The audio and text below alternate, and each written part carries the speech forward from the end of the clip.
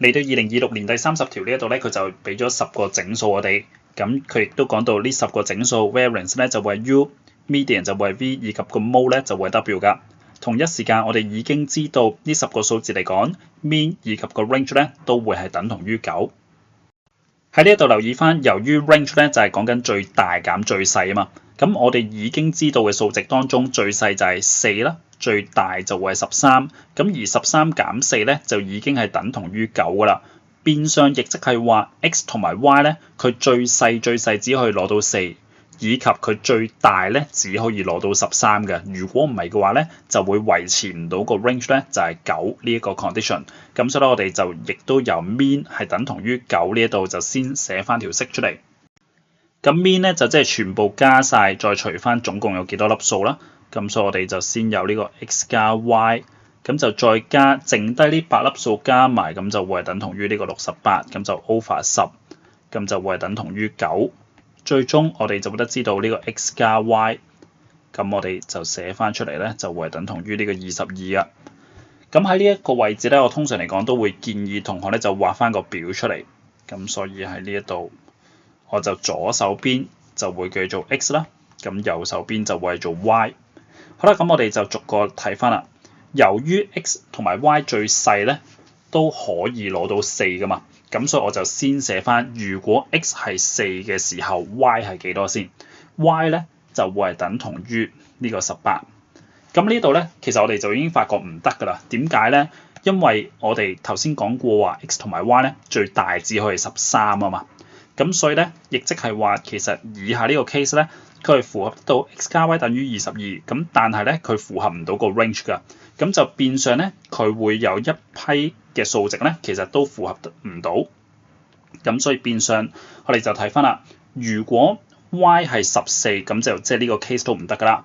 咁 x 嘅話咧就會係等同於8。同學就留意翻啦，我哋中間就忽略咗 x 等於5、x 等於6、x 等於7嗰啲 case 啦。咁但係我哋已經知道呢一紮情況咧，全部都係唔得噶。喺呢一度咧，我哋就繼續寫落去。咁如果我哋 x 係等於9嘅時候 ，y 就會係13；x 等於10嘅時候 ，y 咧就會等於12；而 x 等於11嘅時候 ，y 咧就會等同於11。咁我哋可以攞到嘅情況咧，就會係以下呢3個噶。咁你就先睇翻個 mode 啦 ，mode 就即係話出現得最多嗰粒數字嘛。咁而家喺以下呢個情況嘅話，個 mode 咧就會係7嘅。咁但係佢會唔會有機會係11咧？其實係得嘅，因為只要 x 同埋 y 都係11嘅話，咁我哋最終個 mode 咧就會係等於11嘅，因為我哋會有4個11喺度。咁所以佢就第3句咧話 W 咧係等同於7，就即係話個 mode 一定係7咧。其實呢句係錯誤嘅，咁所以我哋可以先刪除咗第3句。因此咧，呢個 option C 以及 option D 咧就必定係錯㗎。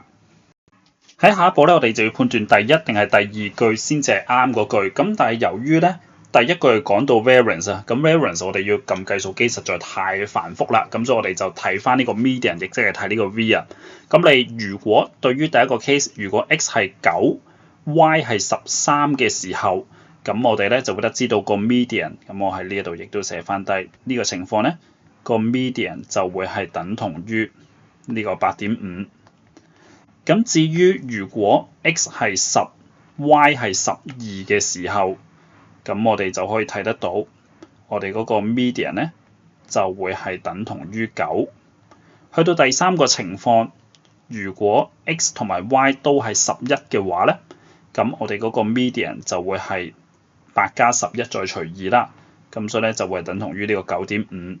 因此我哋喺呢一度咧會見得到，喺呢3個可行嘅情況之下，其實我哋嗰個 median 咧都必定係大過7㗎。咁因此第二句就係正確。咁第一句咧我哋就唔喺度計啦，因為對於呢個 option 嚟講，我哋就已經知道第二句啱嘅話，第一句咧就必定係錯㗎。咁最終我哋就會得知道呢一條答案咧就係 B 㗎。